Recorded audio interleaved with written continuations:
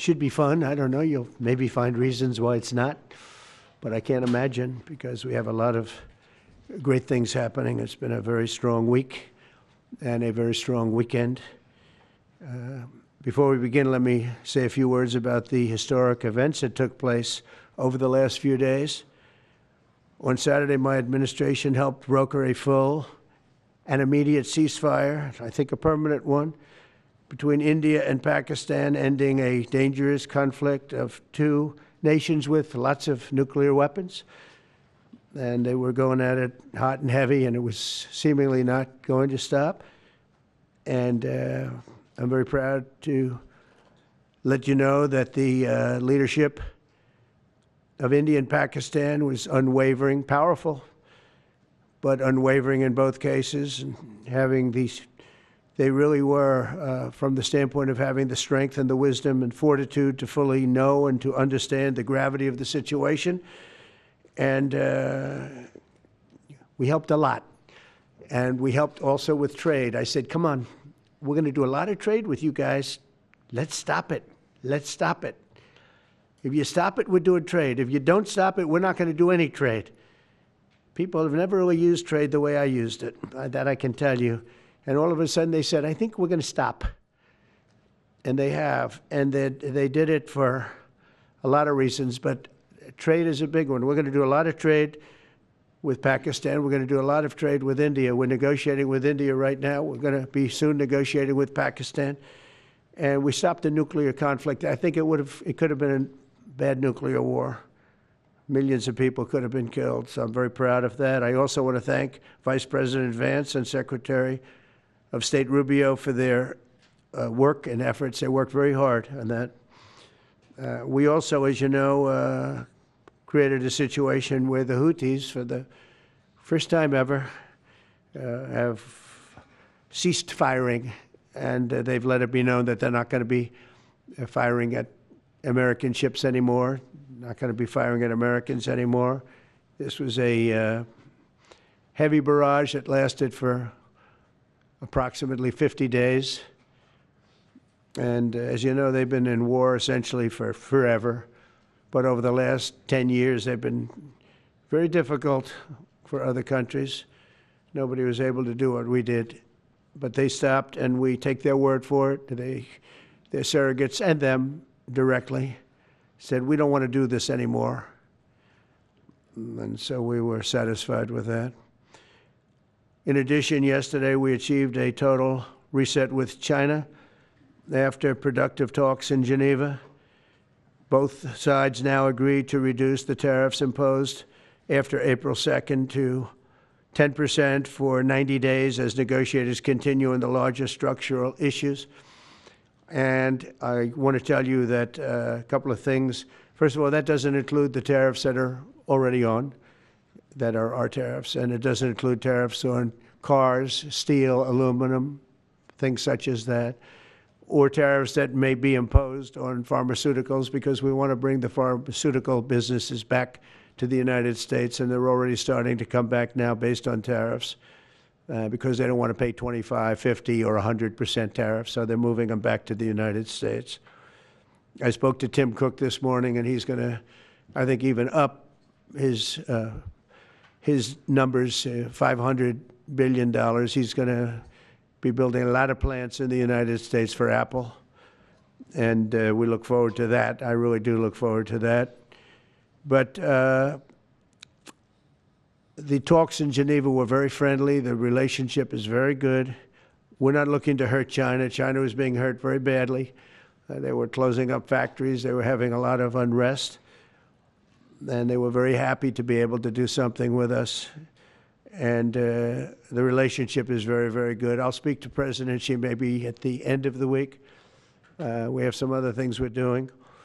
But one of the biggest things that we're doing, and I don't know if people realize this, but we made a great deal with China, a great trade deal. But it was a much bigger deal originally, and then they canceled it right in the last day. Some of you faces I remember were there when that happened. I remember you. And we had a deal where they opened up their country to trade with the United States. And they took that away at the last moment, and then I canceled the whole thing. And then 6 months later, we ended up doing a smaller deal, but it was a big deal. It was $50 billion worth of product that they were going to purchase from our farmers, et cetera. And we agreed to that. People thought it was 15 because they were doing 15. We made it 50 because I misunderstood the 15. I said, you got to get 50. Because when I asked, if you remember the story, when I asked, what are we doing with them? My Secretary of Agriculture at the time, Sonny Perdue, said, sir, it's about 15 billion and we're asking for 15. And I thought he said 50.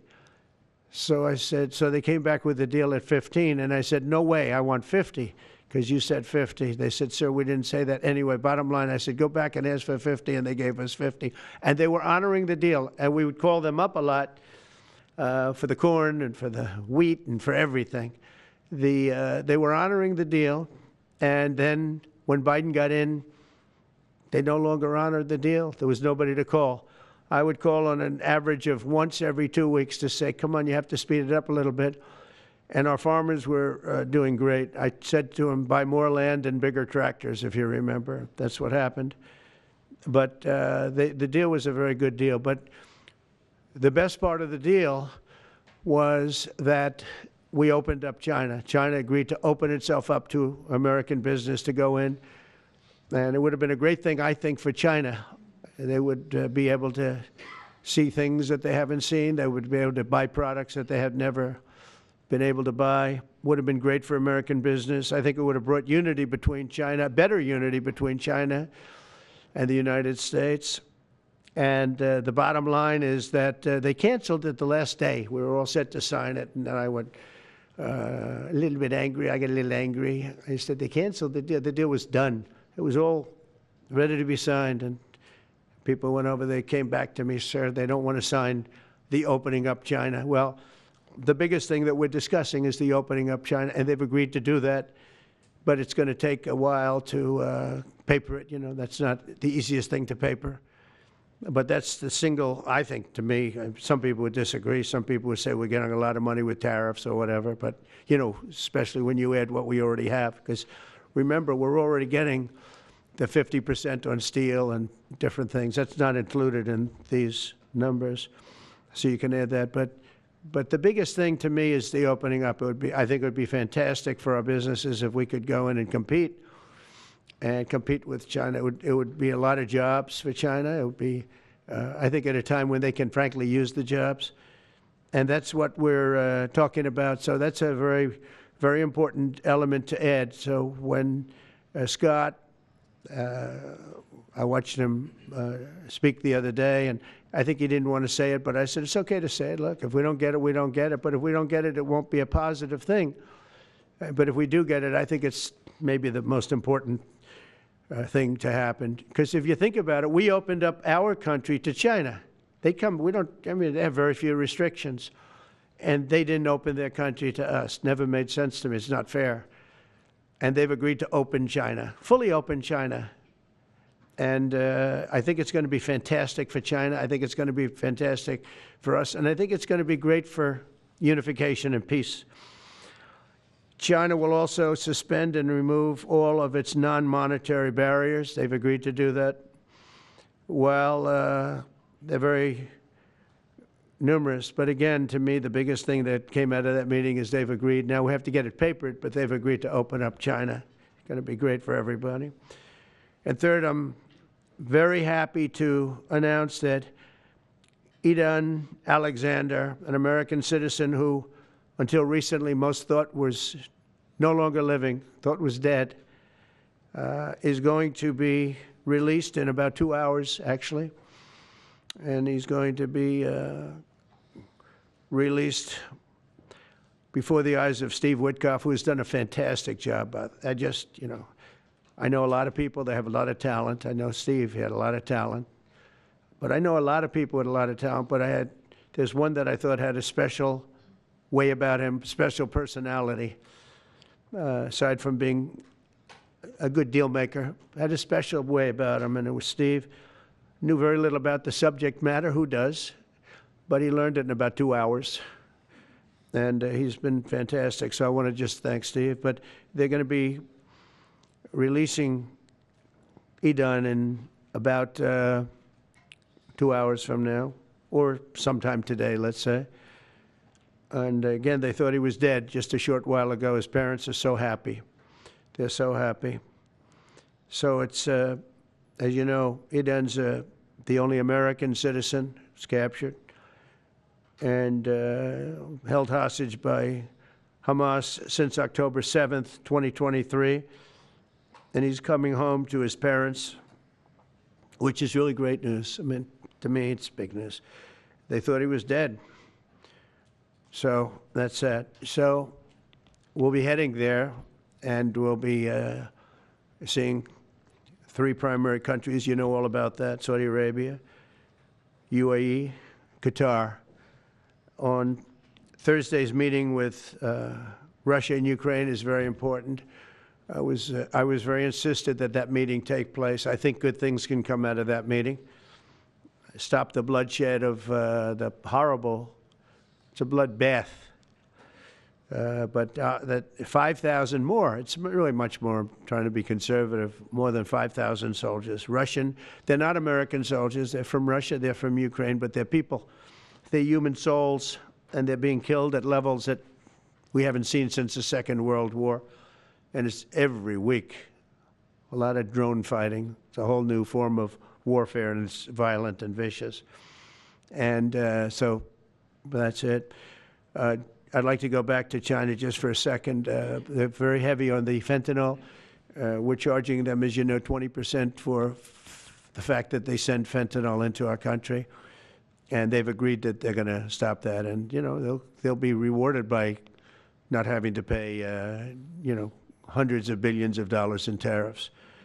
So the fentanyl should stop. It comes from China. It's amazing. And comes through our southern border, comes through our northern border too, comes through Canada, and comes through our southern border, much more through the southern border. But so that's a very important subject to me, because everybody in this room has lost friends or people that have family members that have died of fentanyl. So there's a big incentive for China to stop, and I take them at their word. They're going to work on that, I think, very hard. And one thing, when they work on something, they get it done. So now I'm about to depart on a historic visit. Some of you are going with us to, as I said, Saudi Arabia, Qatar, and United Arab Emirates. Before I do, I'll sign one of the most consequential executive orders in our country's history. I don't think there's ever been anything signed like this, certainly not with respect to health care, nothing even close. I'm delighted to be joined on this occasion by Secretary of Health and Human Services Robert F. Kennedy, Jr., who is doing a really good job, I have to tell you that. CMS Administrator, a friend of mine, Dr. Mehmet Oz, who is an amazing guy. You know, I was telling Bobby before, Oz had a very successful show, but it hurt his reputation. Because when you're in show business, it hurts your reputation a little bit. It's good for you, but in terms of professionalism and being a doctor, it sort of hurts your reputation. This guy went to the best schools, was the best, I mean, top of the line. Then he did a television show, became a success, made a lot of money, all that stuff, but it sort of hurt him. And you know who I compare that to? I hate to say this, but a special woman, Jeanine Pirro. She was the toughest, smartest DA, maybe in our countries, in our cities and states history, New York. She was really tough, really sharp. Then she did a show, and people didn't think of her quite the same way. She became more of an entertainment person, like Oz. Oz is not an entertainer. He's not really an entertainer, if you know the real story. And she isn't either. She is unbelievable. She was one of the strongest district attorneys in the history of New York, highly respected, very tough, went after the drug dealers at a level that you don't see today anymore. And you know, hopefully she's given up a tremendous, she's leaving the #1 show on cable television, one of the #1 shows on television, period, The Five, but they've got great people left behind, but she was a big part of it. And so I equated to that. Jeanine Pirro is unbelievable. FDA Commissioner Dr. Marty McCary, with a reputation that's second to none, and the job he's doing already has been fantastic. Thank you, Marty. And Director of National Institute of Health, Jay Bhattacharya, who has been, as you know, from Stanford, so highly regarded, and have all been working with us very hard on this. And the question they would ask, being a little bit new to the government aspect of it, is why doesn't somebody fight the drug price situation, meaning equalization? There's a term, it's called equalization. Nobody wants to mention that term. And I'm not knocking the drug companies. I'm really more knocking the countries than the drug companies, because they're forced to do things. But the drug lobby is the strongest lobby in this country, they say, the drug lobby. It's between that and lawyers. And they have a lot of power. But starting today, the United States will no longer subsidize the health care of foreign countries, which is what we were doing. We're subsidizing others' health care. Countries where they paid a small fraction of what, for the same drug, that what we pay many, many times more for. And we'll no longer tolerate profiteering and price gouging from Big Pharma. But again, it was really the countries that forced Big Pharma to do things that, frankly, I'm not sure they really felt comfortable doing. But they've gotten away with it, these countries. European Union has been brutal. And the drug companies actually told me stories. It was just brutal how they forced them. And European Union suing all our companies, Apple, Google, Meta.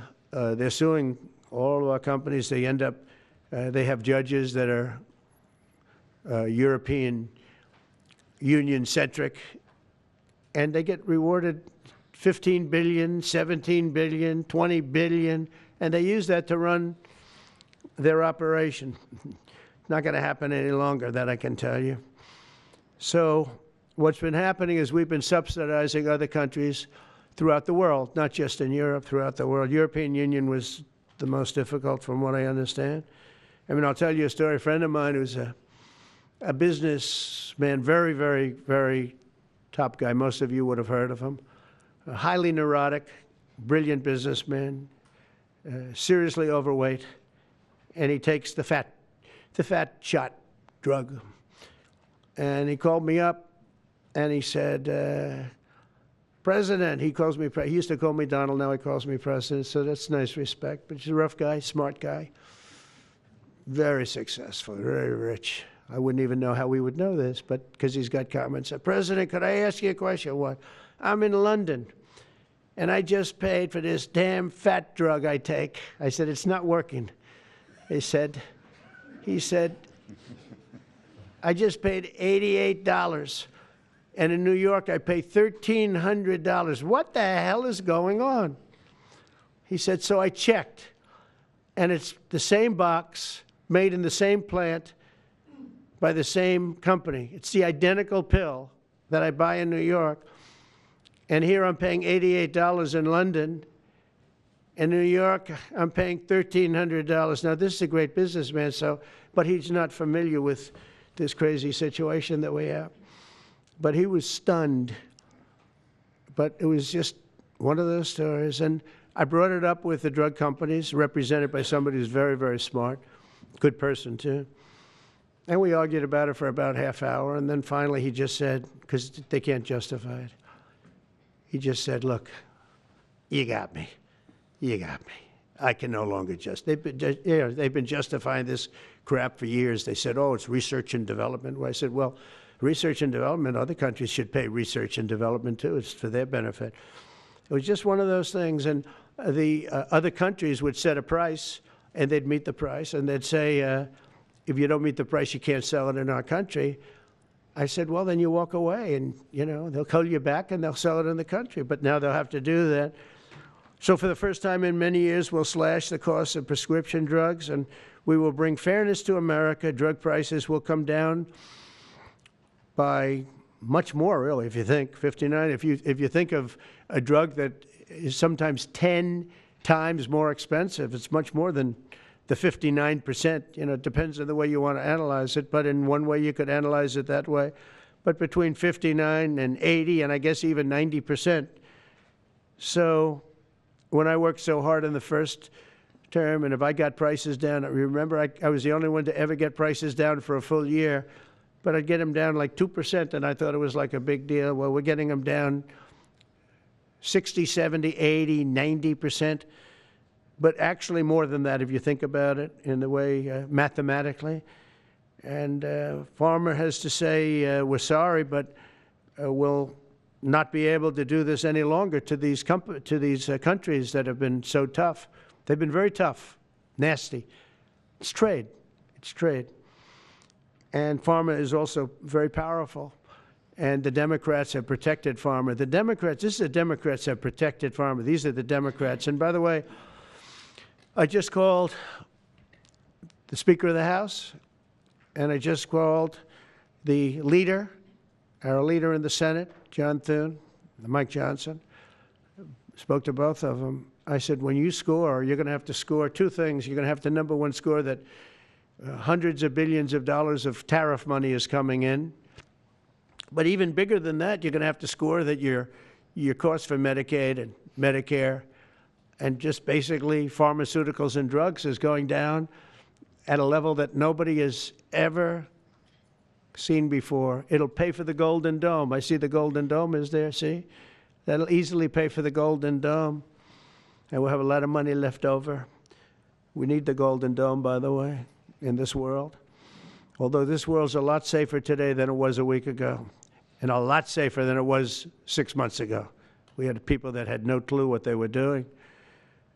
So today Americans spend 70% more for prescription drugs than we spent in the year 2000. Think of that.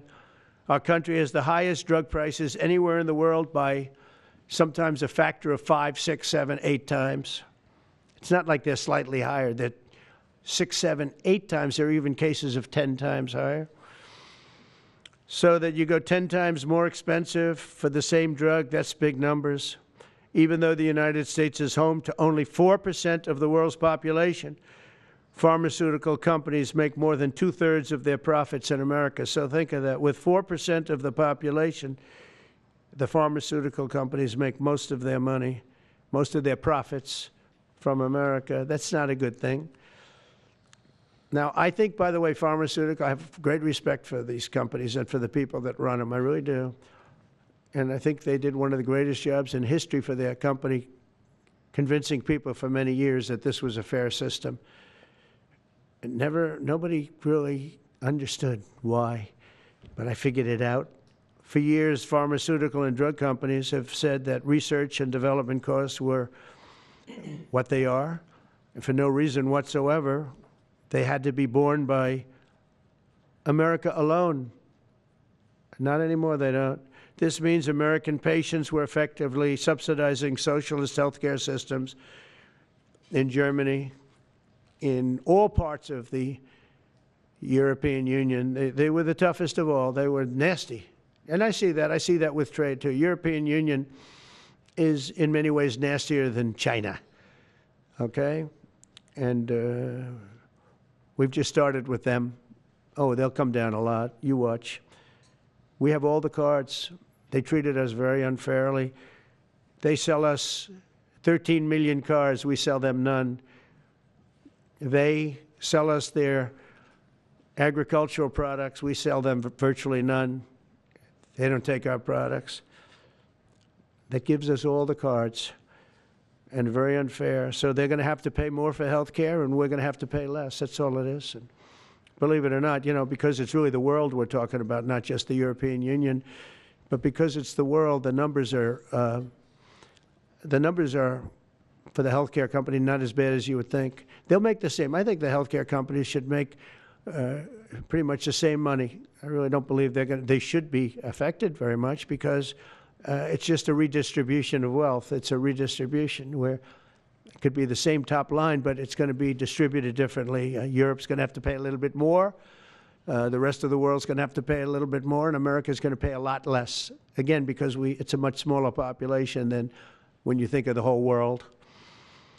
So basically what we're doing is equalizing. There's a new word that I came up with, which I think is probably the best word. We're going to equalize, where we're all going to pay the same. We're going to pay what Europe's going to pay. We're going to all pay. Now, there may be some countries in dire need, and I would be willing to sacrifice that. and help them. But it's called Most Favored Nation. We are going to pay the lowest price there is in the world. We will get whoever is paying the lowest price, that's the price that we're going to get. So remember that. So we're no longer paying 10 times more than another country. Whoever is paying the lowest price, we will look at that price and we will say that's the price we're going to pay. Most favored nations, that's what it is. One breast cancer drug costs Americans over $16,000 per bottle, but the same drug from the same factory, manufactured by the same company, is 1/6 that price in Australia and 1/10 that price in Sweden. 1/10 for the identical product. A common asthma drug costs almost $500 here in America, but costs less than $40 in the United Kingdom. So $40 in the United Kingdom, which is where this gentleman told me he paid a small amount for his shot.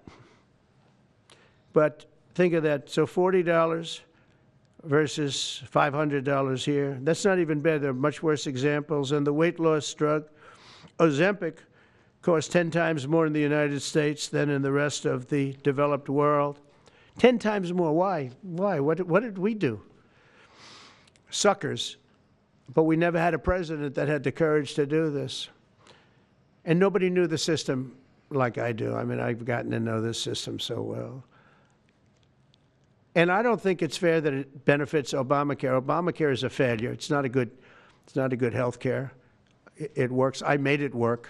I had an obligation to make it work, or an obligation to let it die. I chose that we had to make it work. I had to make it as good as possible.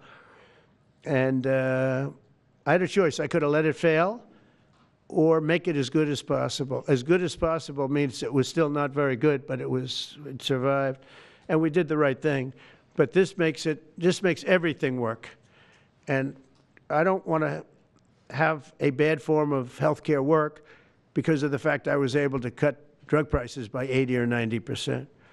So we're going to maybe come up with something. I think this gives the Republicans a chance to actually do a health care that's much better than Obamacare and for less money, which if you guys would work on that along with Congress. But I do want to say that Democrats could have done this a long time ago. They have fought like hell for the drug companies, and they knew they were doing the wrong thing. And it's going to be very hard. I was just telling the leader and the speaker that it's going to be very hard for the Democrats to vote against the one big, beautiful deal. The greatest tax cuts in history, greatest everything, but now you have the big drug prices because that's going to be included. It makes that whole situation different from a scoring standpoint. I just told them, I called them up about this. I said, I'm going to do something that's going to be very monumental, and you're going to be scoring. You better tell your people that this is going to score really well. And then add hundreds of billions of dollars in tariffs to your list also. But as big as the tariffs are, this is something that really hits quickly.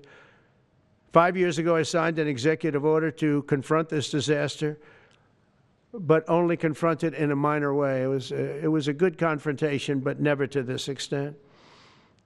And it took people a little while to understand a very complicated system. But Joe Biden, without any knowledge of what he was doing, terminated the policy and then pretended to negotiate under a new system. And then you take a look, 5 out of the 10 drugs that he negotiated are now over 200% more expensive in America than the rest of the world, and far more expensive than when he even got involved. Much more expensive than when he got involved. Joe Biden's plan was as you know, because you wrote about it, you don't say it very loudly, but it was a very big failure, was his whole presidency. First, I'm directing the U.S. trade representatives and Department of Commerce to begin investigations into foreign nations that extort drug companies by blocking their products unless they accept bottom line and very low dollar amounts for their product, unfairly shifting the cost burden onto American patients.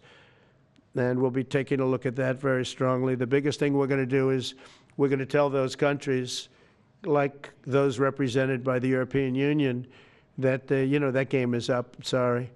And if they want to get cute, then they don't have to sell cars into the United States anymore. It's a very big subject. And they won't get cute, because I'll defend the drug companies from that standpoint. They were given a price by the European unions and other countries. This is what you do. This is what we're going to pay. We're not going to pay any more. Let America pay the difference, because there was a big shortfall. Let America pay it. And that's what we did, but we're not doing it anymore. Next, my administration will secure what we're calling most favored nations drug pricing. The principle is simple. Whatever the lowest price paid for a drug in other developed countries, that is the price that Americans will pay. And we're using the term other developed countries because there are some countries that need some additional help, and that's fine. I think that's very good. Some prescription drug and pharmaceutical prices will be reduced almost immediately by 50 to 80 to 90%. Big Pharma will either abide by this principle voluntarily or will use the power of the federal government to ensure that we are paying the same price as other countries. To accelerate these price restrictions and reductions, my administration will also cut out the middlemen. We're going to totally cut out the famous middlemen. Nobody knows who they are, middlemen. I've been hearing the term for 25 years, middlemen. I don't know who they are, but they're rich. That I can tell you. We're going to cut out the middlemen and facilitate the direct sale of drugs at the most favored nation price directly to the American citizen. So we're cutting out, Bobby, the middlemen. It's so important, right? You got to do that. They're worse than the drug companies. They don't even make a product, and they make a fortune. It's very smart business people, that I can tell you. If companies make no significant progress toward most favored nation pricing, which we will insist that they do, so I think I'm wasting time talking about it. We're going to insist upon it. And we'll insist, and we're going to help the drug companies with the other nations, because those other nations do a lot of trading with us. They need our trade, just like China needed us very badly. They need us just as badly. We will do whatever we have to with trade, just like we did some great things with trade with India and Pakistan. It really helped the situation, very heated situation. Could have lost millions of people, more than millions, I mean, many millions of people. And they want to do business with America, but we never used our powers that way. We never knew how. We never had people that knew how to do that. We'll also open up America's market to safe and legal imports of affordable drugs from other countries, putting dramatic downward pressure on prices. And if necessary, we'll investigate the drug companies, and we'll, in particular, investigate the countries that are doing this, and we will add it onto the price that we charge them for doing business in America. In other words, we'll add it onto tariffs if they don't do what is right, which is everybody should equalize. Everybody should pay the same price. And special interests may not like this very much, but the American people will. I am doing this for the American people. I'm doing this against the most powerful lobby in the world, probably the drug lobby, drug and pharmaceutical lobby. But it's one of the most important orders, I think, that's ever been signed, certainly with regard to health care or health in the history of our country, and it's an honor to be a part of it. And I'd like to ask Robert F. Kennedy to say a few words, please. Thank you. Thank you, Mr. President. This is an extraordinary day. This is an issue that, I grew up in the Democratic Party, and every major Democratic leader for 20 years has been making this promise to the American people. This was the fulcrum of Bernie Sanders' runs for presidency, that he was going to eliminate this discrepancy between Europe and the United States. But as it turns out, none of them were doing it. It's one of these promises that politicians make to their constituents, knowing that they'll never have to do it. And the reason they'll never have to do it is because they know that Congress is controlled in so many ways by the pharmaceutical industry. There's at least one pharmaceutical lobbyist for every congressman, every senator on Capitol Hill, and every member of the Supreme Court. By some estimates, 3. Pharmaceutical companies, the industry itself, spends 3 times what the next largest lobbyist spends on lobbying. So this was an issue that people talked about, but nobody wanted to do anything. because it was radioactive. They knew you couldn't get it by Congress. We now have a president who is a man of his word, who has the courage. President Trump was taking money from the pharmaceutical industry, too. I think they gave you $100 million. Yeah. But he can't be bought, unlike most of the politicians in this country. And he is standing here for the American people. I don't know what, there's writers like Lord Elizabeth Warren or Robert Reich who are saying that President Trump is on this side of the oligarchs. There has never been a president more willing to stand up to the oligarchs than President Donald Trump. And I'm very, very proud of you, Mr. President, for your courage, I'll say, because I don't want to be crude, your intestinal fortitude, your stiff spine, and your willingness to stand up for the American people. We have 4.2% of the world's population. Our country represents 75% of the revenues for pharmaceutical companies. We spend in our country $1,126 per capita on drugs. In Britain, they spend about $240. They spend 1/5 of what we do. And this is true across Europe. And the drug companies, Europeans, if you ask them, it made no sense what they were saying.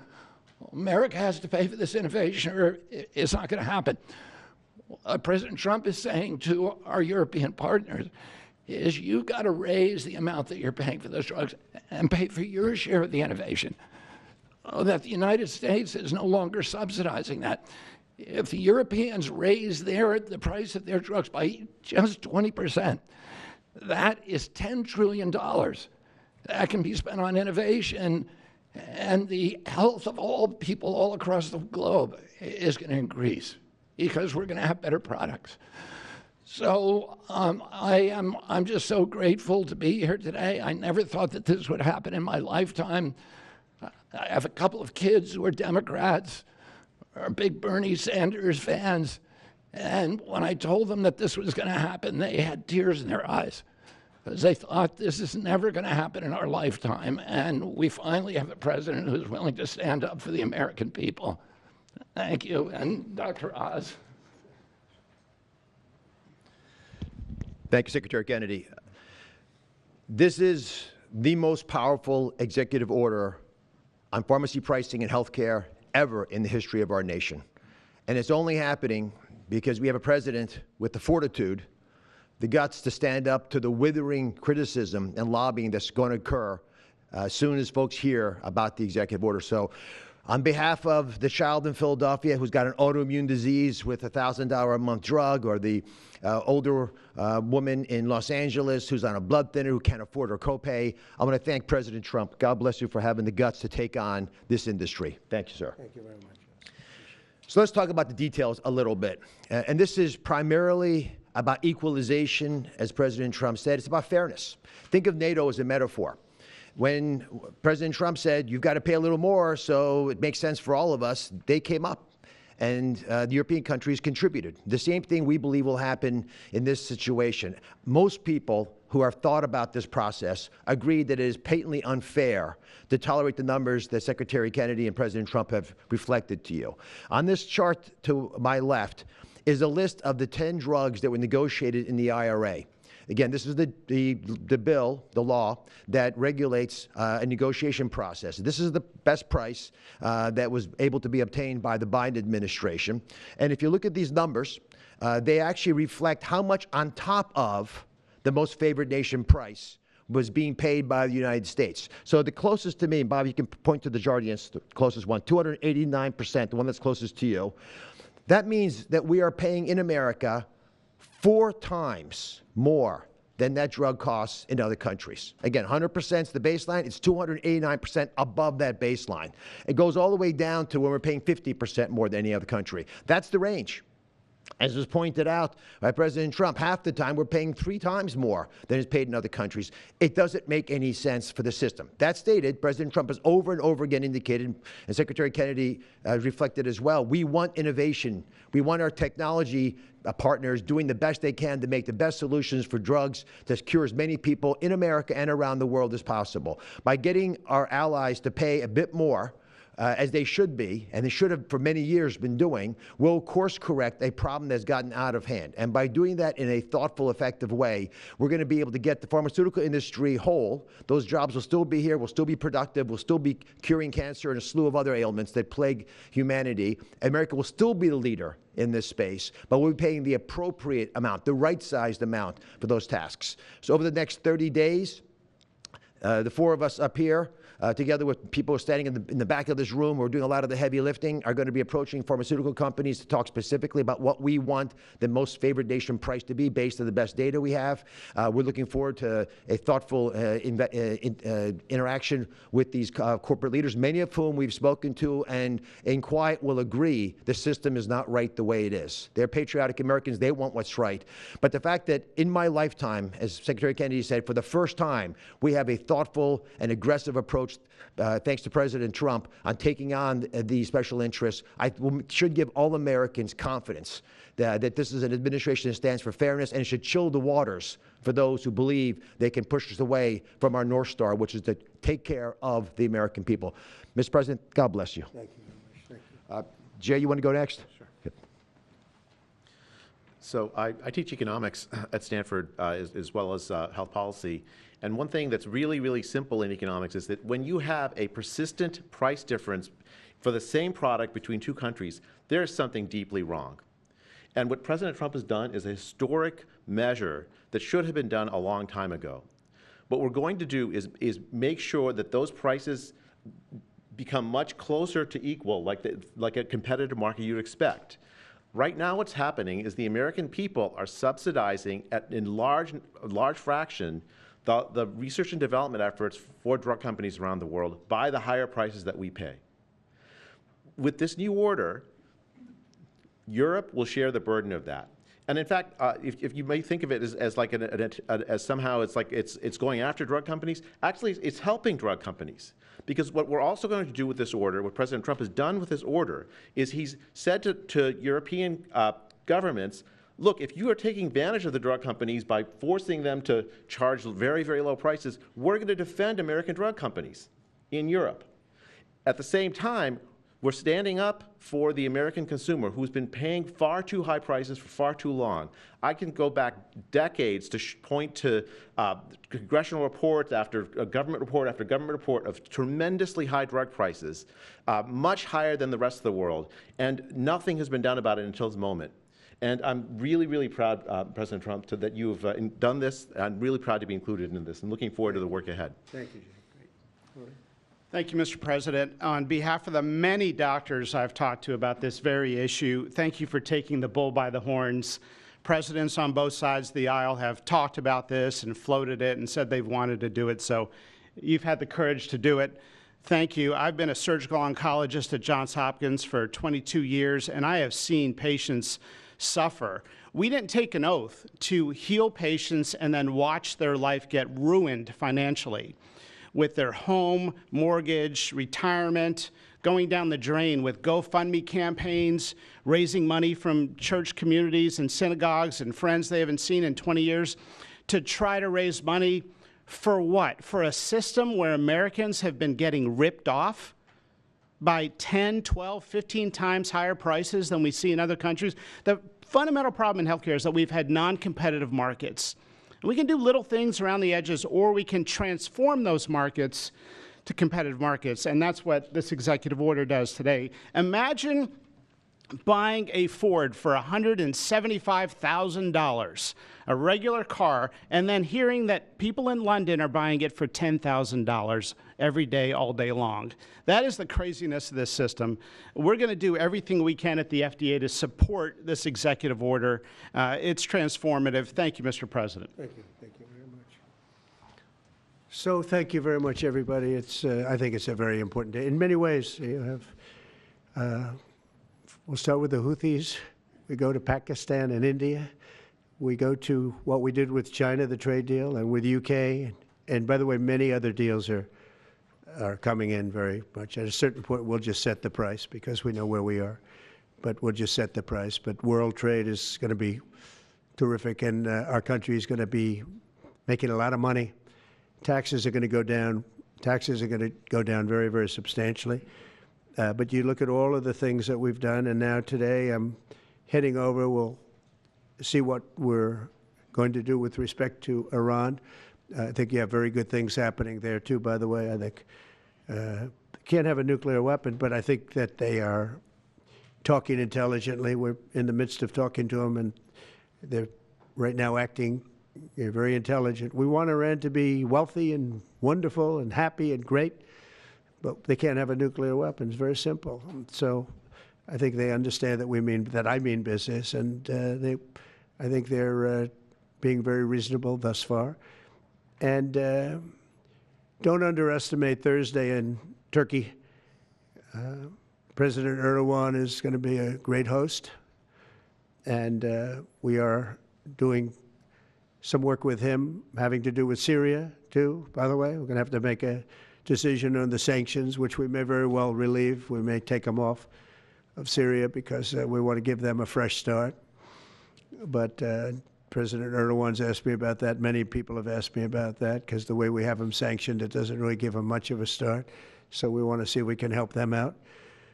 So we'll make that determination. But I think you're going to have maybe a good meeting. You have the potential for a good meeting, that a meeting wasn't going to take place. I insisted that that meeting take place.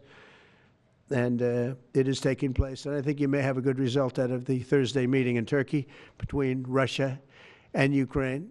And I believe the two leaders were going to be there. I was thinking about flying over. I don't know where I'm going to be on Thursday. I've got so many meetings. But I was thinking about actually flying over there. There's a possibility of it, I guess, if I think things can happen. But we got to get it done. We got to save 5,000 lives a week. 5,000 lives is really more than that. It's worse than that.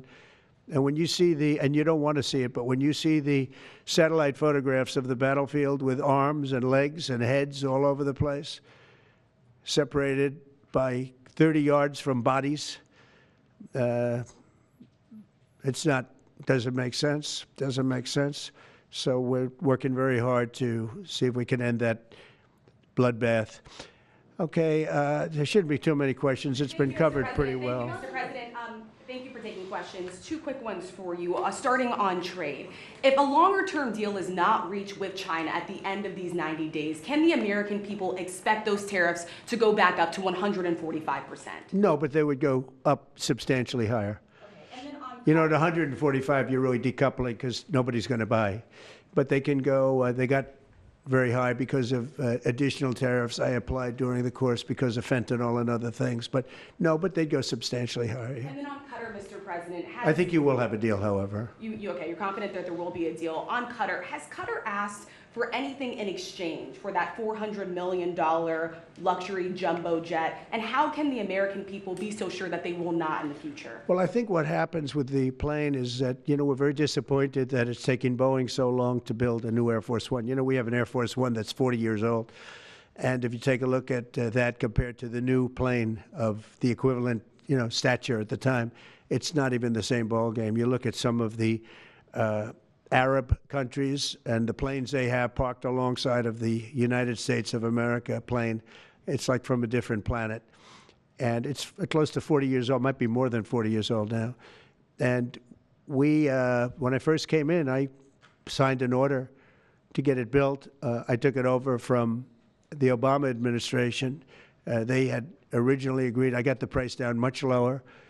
And then when the election didn't exactly work out the way that it should have, a lot of work was not done on the plane because a lot of people didn't know. They made change orders that were so stupid, so ridiculous.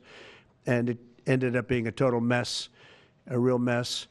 And when I came back, I said, by the way, what's going on with the Boeings that are coming in? Well, sir, they're way behind. And they are. They're way behind. They were way behind. Another mess that I inherited from Biden. And it's going to be a while before we get them. And I think Qatar, who has really, we've helped them a lot over the years in terms of security and safety. I think they, and very, very nicely, and I have a lot of respect for the leadership and for the leader, Qatar. And I think they knew about it because they buy Boeings. They buy a lot of Boeings. And they knew about it. And they said we would like to do something, and if we can get a 747 as a contribution to our Defense Department to use during a couple of years while they're building the other ones, I think that was a very nice gesture. Now, I could be a stupid person and say, oh, no, we don't want a free plane. We give free things out. We'll take one, too. And it helps us out because, again, we're talking about we have 40-year-old aircraft. The money we spend, the maintenance we spend on those planes to keep them tippy-top is astronomical. You wouldn't even believe it. So I think it's a great gesture from Qatar. I appreciate it very much. I would never be one to turn down that kind of an offer. I mean, I could be a stupid person and say, no, we don't want a free, very expensive airplane. But I thought it was a great gesture. And I think it was a gesture because of the fact that we have helped and continue to, we will continue to, all of those countries, Saudi Arabia, UAE, Qatar, and others. We keep them safe. If it wasn't for us, they probably wouldn't exist right now. And I think this was just a gesture of good faith. And I don't get it. Someday it'll be like Ronald Reagan. They decommission them. You know, they get to a certain age, they decommission them. It'll go to my library. They're talking about going to my library in years out. But I thought it was a great gesture. And it's something that was done by Ronald Reagan. They actually decommissioned the plane, and he put it in his library. And it actually has made the library, I think, a Boeing 707. It's actually made the library more successful. So it was good. Do you plan to use the plane after you leave office? No, I don't. No, it would go directly to the library after I leave office. I wouldn't be using it. No. Mr. President, on the hostage, you said that the release of the American hostage, Adam Alexander, is a step in good faith to end this war. Do you expect any progress, perhaps announcement on ceasefire during your trip to the Middle East? We hope that we're going to have other hostages released too, as you know. So when I met with the hostages 3 weeks ago that were there for quite a while, you remember the 10 people that came in, mostly young people, 1 or 2 were a little bit older. They were explaining the trials and tribulations. I mean, they went through hell. And I said, how many are there? They said 59. I said, that's a lot. I didn't realize, because we got a lot out. You know, we got a lot of hostages out, I think you will acknowledge. They said 59, but then they said, they followed that up by saying 59, of which 24 are living, the rest are dead. But the people whose son, mostly son, I think 1 daughter in this case, but mostly sons are there, or husbands are there, those people want the dead bodies as much as they want the live body. I have a mother that calls me, but came up to me when I first met her, and she said, sir, please get my son out. He's dead, but they have his body. And I asked her about that, and it's as though he were alive. The level of wanting that body back is the same. It couldn't be any more, as though he were alive. So, you know, getting the bodies back is very important. That could be a thing having to do with the religion. It could be same. I was amazed at the level of importance. It's the same as if the son or husband or whatever was alive. So they said 59. In fact, they came in with a number 59 written out on like a sign on their chest. They came to thank me for getting them out. And I said, what does the 59 mean? They said, well, that means there are 59 people. But then they said, but 24 are living. Now it's 21. The number's 21. So now it's actually, we'll get Eitan today. We think we're getting him today. So it's 20. So they have 20 live hostages there. The rest are dead bodies. Mr. President, are you open to negotiating your tariffs on cars, steel, and aluminum with China or any other country? Well, we're not even talking about that.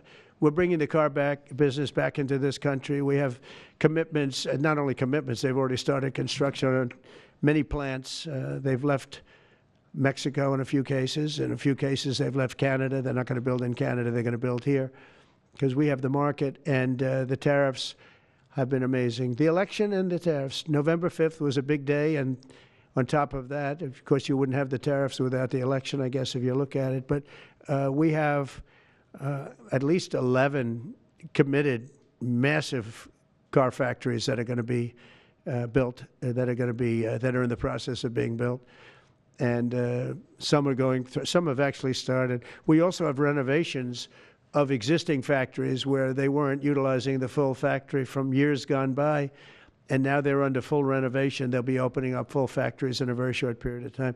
Our car industry is, I think we're going to have the #1 industry. You know, if you look at Japan and these others, they do tremendously with cars, and they can do that too. But you know, if they want to sell cars in the United States, they're going to have to build factories in the United States, because I'm interested in cars for the United States. Now, one other thing is, in our tax bill, we're giving not only no tax on tips, no tax on Social Security, no tax on overtime, but also we're going to get a deduction for people that borrow money to buy a car if it's made in America.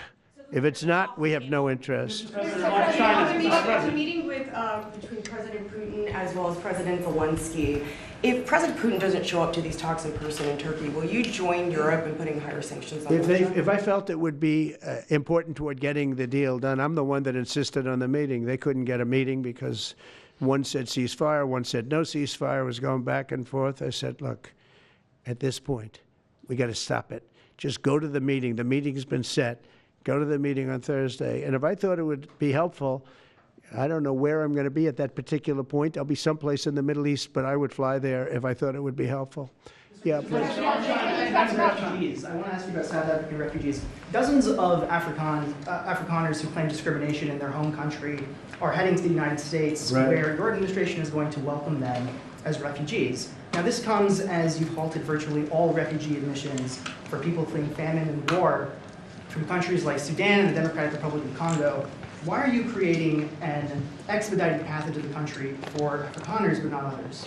Because they're being killed, and we don't want to see people be killed. Now, South Africa leadership is coming to see me, I understand, sometime next week. And, you know, we're supposed to have I guess, a G20 meeting there or something. But we're having a G20 meeting. I don't know how we can go unless that situation's taken care of. But it's a genocide that's taking place that you people don't want to write about. But it's a terrible thing that's taking place. And farmers are being killed. They happen to be white.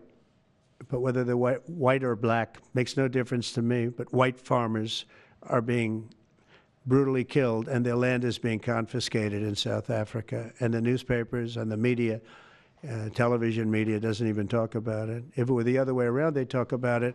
That would be the only story they'd talk about. And I don't care who they are. I don't care about their race, their color. I don't care about their height, their weight. I don't care about anything. I just know that what's happening is terrible. I have people that live in South Africa. They say it's a terrible situation taking place. So we've essentially extended citizenship to those people to escape from that violence and come here. Yeah. Please. Mr. President, thank you. Are you letting China off the hook for these 90 days, and do you really believe that they will follow through with non-tariff barriers and remove those? Non-monetary tariffs, yeah. Yeah, I think they're going to follow through. I think they want it very badly. I think they want the deal very badly. Again, this doesn't include the steel tariffs that I put on a long time ago that Biden tried to get off, but he couldn't get them off because it was too much money. You know, I took in hundreds of billions of dollars from China, what a lot of people don't know, but we put on the tariffs originally. And if I didn't do that, we wouldn't have a steel industry today. Now we have a thriving steel industry. It'll be thriving much more with what we're doing because this is the next level. But it doesn't include that, doesn't include cars, doesn't include pharmaceuticals when we do that. And the reason we're doing that will be to get them to come back in the country. You know, there are, again, I always say it because a lot of people forget, but if a company like Eli Lilly, which is making a massive investment in the United States right now. They're building many, many plants. They've already started like 7 of them, many plants, but they are not going to be tariffed. There's no tariff cost. So they're all doing that. They're all coming back to the United States. I mean, I'll tell you what, I hope I get the benefit of watching this because, as president, because, you know, it takes a little while to do this stuff. And we're doing it early in the administration.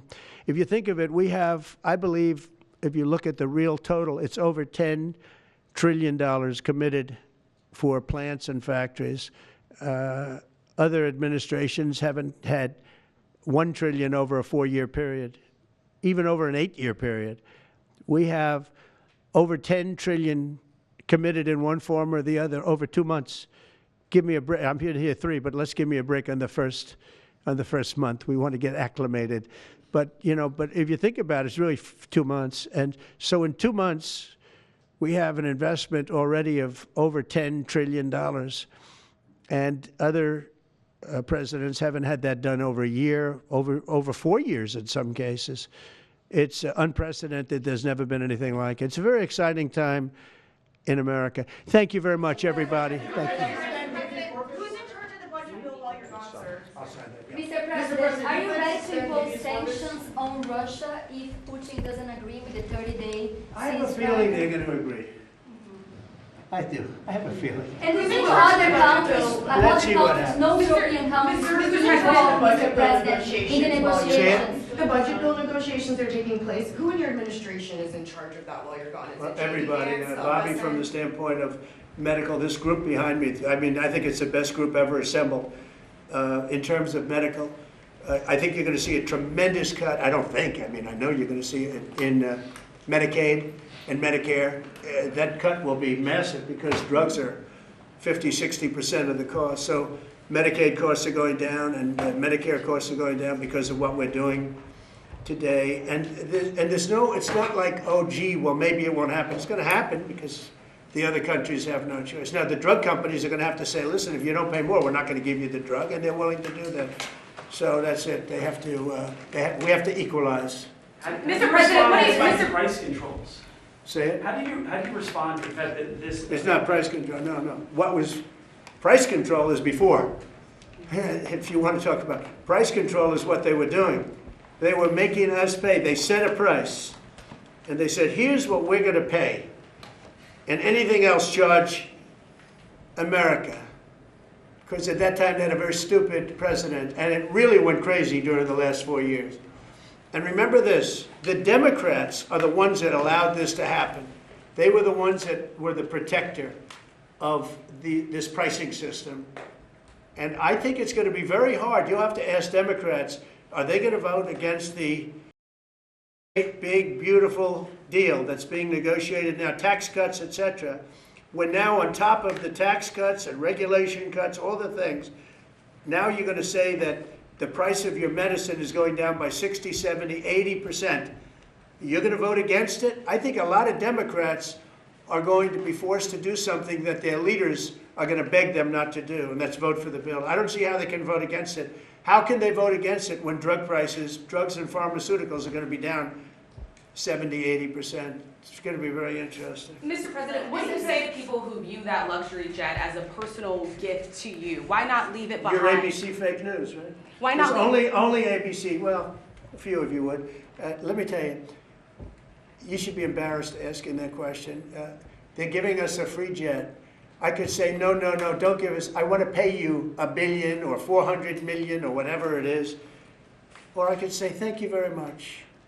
You know, there was an old golfer named Sam Snead. Did you ever hear of him? He won 82 tournaments. He was a great golfer. And he had a motto, when they give you a putt, you say, thank you very much. You pick up your ball and you walk to the next hole. A lot of people are stupid. They say, no, I insist on putting it. And then they putt it and they miss it. And their partner gets angry at them. You know what? Remember that, Sam Snead. When they give you a putt, you pick it up and you walk to the next hole and you say, thank you very much. Respectfully, sir, as a businessman, some people may look at this and say, have you ever been given a gift worth millions of dollars and then not received anything? It's not a gift to me, it's a gift to the Department of Defense. And you should know better, because you've been embarrassed enough, and so has your network. Your network is a disaster. ABC is a disaster. Here is the bill. Bobby, come on over here. Now you're talking about trillions and trillions of dollars. Thank you very much, everybody. Mr. President, a quick question about Turkey. Thank you very much.